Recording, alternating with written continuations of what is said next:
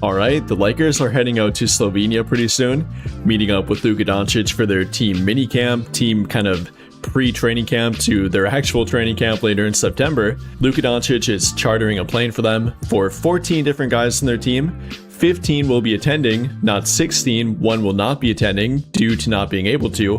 That one being Cameron Carr, having to attend some mandatory rookie meetings and I guess kind of introduction. The Lakers are jetting off to Slovenia to meet Luka Doncic for their minicamp. And a private jet chartered by Luka himself for 14 players? That's not just a training camp, that's a power move. But here's the kicker. With Cameron Carr stuck stateside due to mandatory rookie meetings, it reveals a logistical oversight that could hint at bigger issues behind the scenes. And this minor hiccup is just the first domino to fall in what's shaping up to be a tumultuous preseason. Something that he had no choice, he cannot skip it, he has to go to it, and therefore he has to remain in the US. Kind of unfortunate timing, and I can't imagine they knew that before they picked that date. Cameron Carr missing a bonding trip orchestrated by the team's biggest star for mandatory rookie meetings. That's not just unfortunate timing, it's a failure in communication and planning. The front office needs to have its ducks in a row for something this crucial. If they can't even coordinate travel for a rookie, what does that say about their ability to manage a championship contending roster? This kind of misstep, however small, can create a ripple effect. And the next segment details another surprising absentee. With the team happens to be Sandro Mamukauzvili, a native to his home country of Georgia, over in Europe, so he'll be meeting them there in Slovenia. Sandro Mamukauzvili, a native of Georgia, meeting the team in Slovenia rather than flying with them might seem innocuous. But combine it with Carr's absence, and you see a pattern. The Lakers aren't achieving 100% team cohesion from day one. While Mamu's situation is understandable given his proximity, it still means fewer bodies on that charter, less initial bonding time, and the underlying drama driving some of these logistical headaches is far more complex than a simple flight schedule. To take attention away from their current drama, obviously the ownership drama, changing hands from Mark Walter to now Bob Iger and Joshua Kushner. The ownership drama, with Mark Walter stepping aside for Bob Iger and Joshua Kushner, combined with the Buss family's internal strife over selling minority stakes. This isn't just boardroom chatter. It's a seismic shift that absolutely impacts the team's stability and decision-making. These off-court distractions can bleed directly onto the court, affecting everything from free agency to team morale.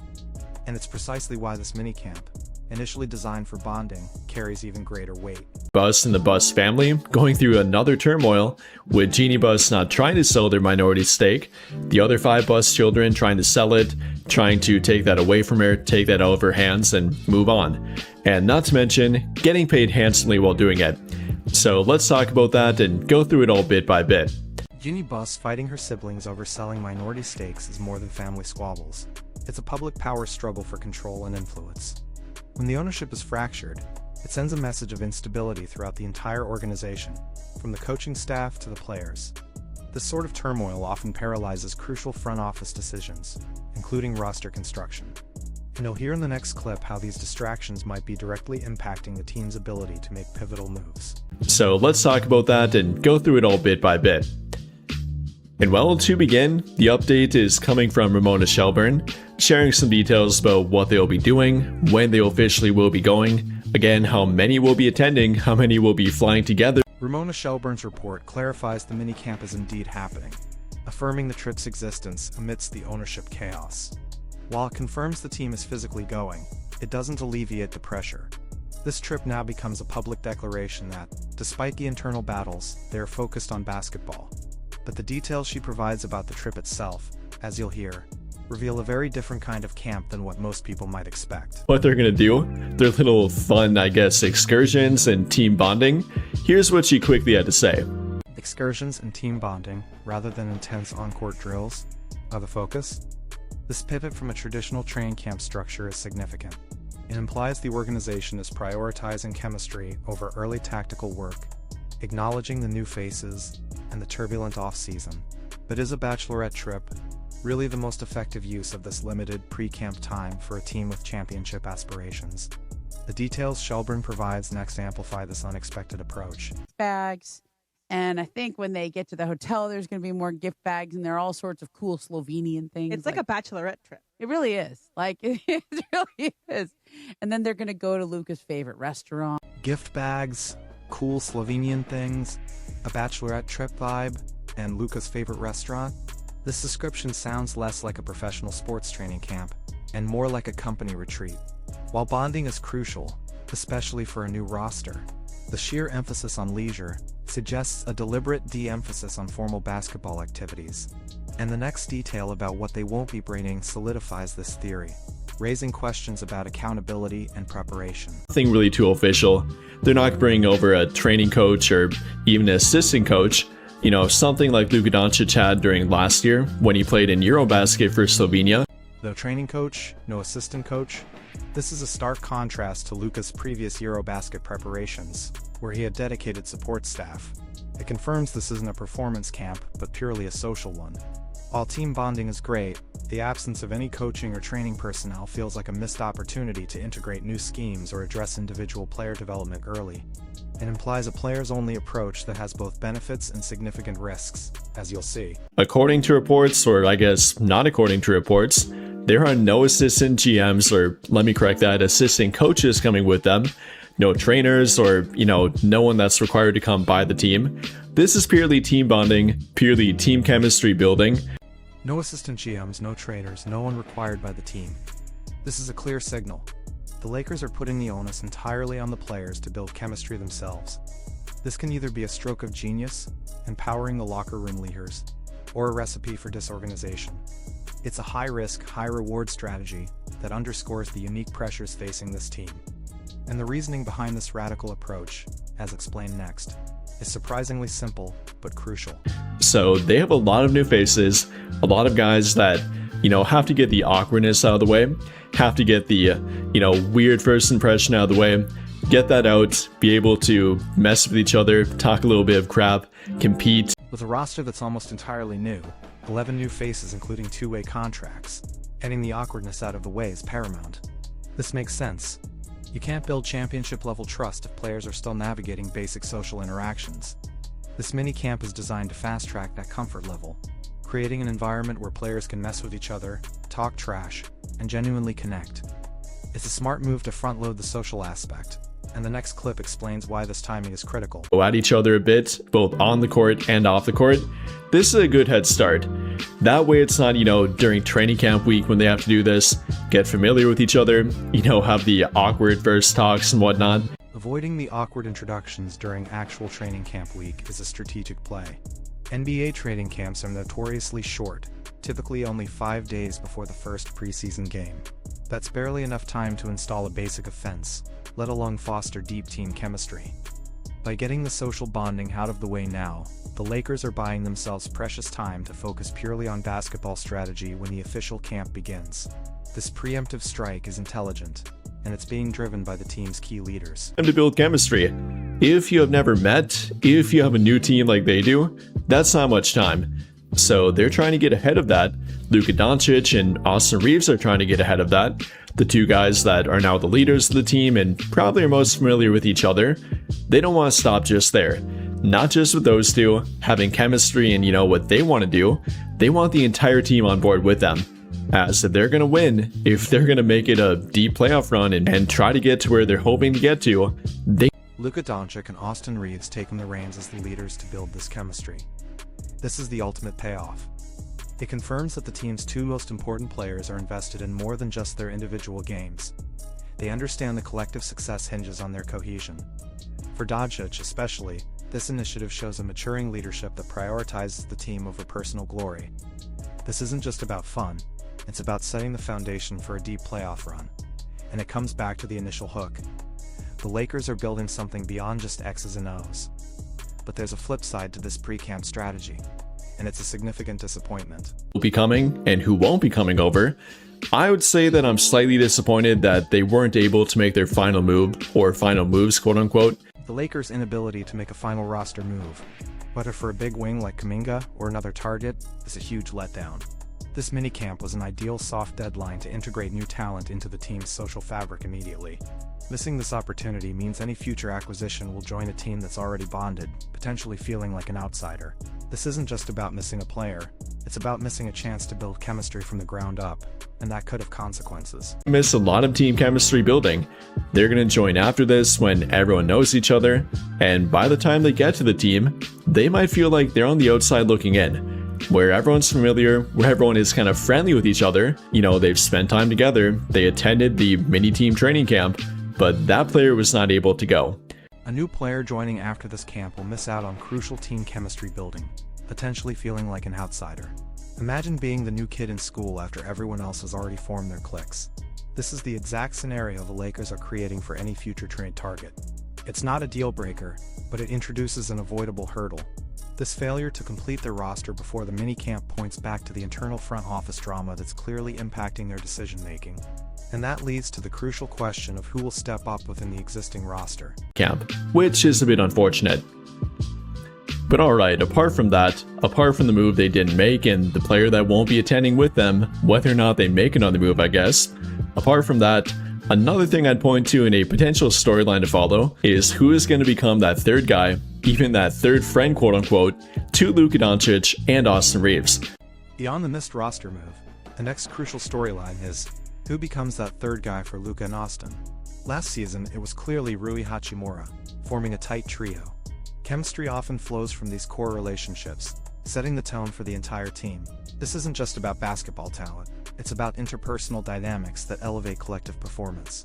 And the next segment reveals why this isn't a silly question at all, especially for Luka Doncic. Reaves. Last season, it definitely was Rui Hachimura.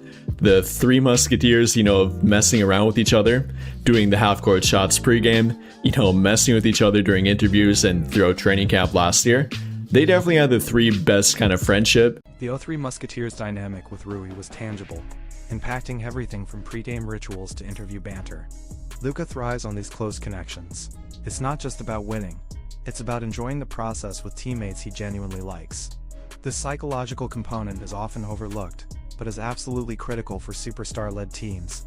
And Luka has a track record of pushing for these relationships to be solidified, even influencing roster decisions. 2-pick swaps and not to mention a $130 million contract. Will he be introduced to that group? Will it be a combination of people? This might sound a bit silly, but it really is important to Luka. With how much of a friendship he built with Reaves, that's what made it so important for them to pay him. That's why they kind of balked when they heard that Detroit might offer him a max level contract, and pretty much immediately afterwards. Could Walker Kessler, the significant investment with 2 first-round picks and a massive contract, become that third guy? His integration into Luka and Austin's inner circle would be a huge win, signifying he's bought into the team's culture beyond just his role on the court.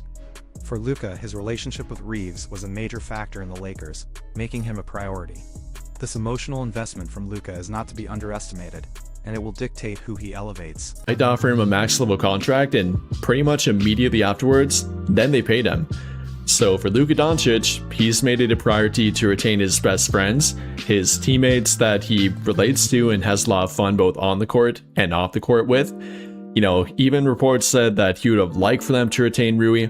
Unfortunately, they couldn't do that after they spent their cap space and had to renounce his cap hole to do it. But he would have liked for them to do that. Luka made it a priority to retain his best friends, his relatable teammates. He wanted Rui back, and he essentially forced the Lakers' hand to keep Austin Reaves. This isn't just about Luka liking a guy, it's about him influencing organizational strategy. A happy Luka is a productive Luka, and his happiness is directly tied to the camaraderie within the locker room. This minicamp is a direct result of his desire to foster that environment, and the final goal is even bigger than a trio. Priority. Again, it might sound a bit silly, but Luka Doncic does like that connection, and I don't blame him. It's hard to build a good, well-connected team if you don't really like each other. It's not always a Kobe and Shaq kind of thing to where you're that talented, you're that good, the fit is so immaculate that you can win even when you kind of hate each other off the court. That's not the same for Luka Doncic and not the same for a majority of teams. You have to like each other. And for Luka Doncic and Austin Reaves, hopefully they can. Luka's preference for genuine connection over a Kobe and Shaq dynamic is a critical insight. Not every transcendent duo can win hating each other. For Luka and the Lakers, mutual respect and camaraderie are foundational.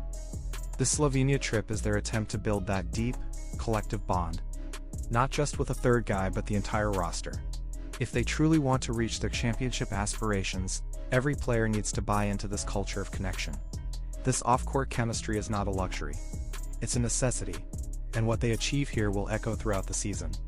The success of this secret plan hinges on it. Heading over to meet Luka Doncic in his home country of Slovenia. And we have some updates on it, apart from Mamu meeting them there and obviously Carr not being able to attend. We do have some fun little details about it, do have some updates about what they'll be doing, and simply the outlook for this little mini team training camp and what they hope to accomplish. Examining this key moment, and we have some updates on it, apart from Mamu meeting them there, and obviously Carr not being able to attend. This breakdown reveals crucial tactical insights. And simply the outlook for this little mini team training camp and what they hope to accomplish. On top of that, I have some storylines that I think are worth following with it. And we're going to talk about the three that I would most point to, what's important with this, and why it's so important to take attention away from their current drama. Examining this key moment. On top of that, I have some storylines that I think are worth following with it, and we're going to talk about the three things. This breakdown reveals crucial tactical insights. A plane, okay, for 14 people. I think Mamukauzvili is meeting them. He's over in Georgia right now. Okay. But and I know everyone Cameron else Carr's is... And not Georgia, there. the country, not the country, state. yes. Georgia, Yeah. the country. He's chartering a plane. On the plane, there's like gift bags. Examining this key moment. I think Mamukauzvili is meeting them. He's over in Georgia right now. Okay, but everyone else Carr should be. The count. This breakdown reveals crucial tactical insights. And then they're going to go to Luka's favorite restaurant. And they're going to go fishing on Lake Bled, which is a I guarantee fancy you there's lake some there. golf involved at some There's going to be point. some golf. There's going to be bonding. It's like 5 days. Examine this key moment. And they're gonna go fishing on Lake Bled, which is I guarantee you there's some golf involved at some point. This breakdown reveals crucial tactical insights. And Luka Doncic probably wanted to talk some shit to Austin Reaves and co. As again, they will be golfing, they will be competing, their little side missions, quote unquote, but it should be fun. And it's a good start. They have a very new team after all. They have 16 players under contract and 11 if you count the two-way contracts. Examining this key moment, and Luka Doncic proudly wanted to talk some shit to Austin Reaves and company. As again, they will be golfing. They will be C. This breakdown reveals crucial tactical insights. Of the awkward first talks and whatnot, they're getting that out of the way quick. They want to do that so then they can skip that to then getting the actual on-court work when it comes to training camp week. There's not a long training camp for NBA teams, and during the NBA season, they have roughly 5 days before their first preseason game. So not a lot of time to build chemistry. Examining this key moment. They're getting that out of the way quick. They want to do that so then they can skip that to then getting the actual on-C. This breakdown reveals crucial tactical insights. Team chemistry. So that's obviously number one. Again, nothing too serious. It's not like a real training camp or, anything official with training staff and assistant coaches coming over. That's not the case. But it does serve a real purpose. Examining this key moment, so that's obviously number one. Again, nothing too serious. It's not like a real training camp or, anything of. This breakdown reveals crucial tactical insights.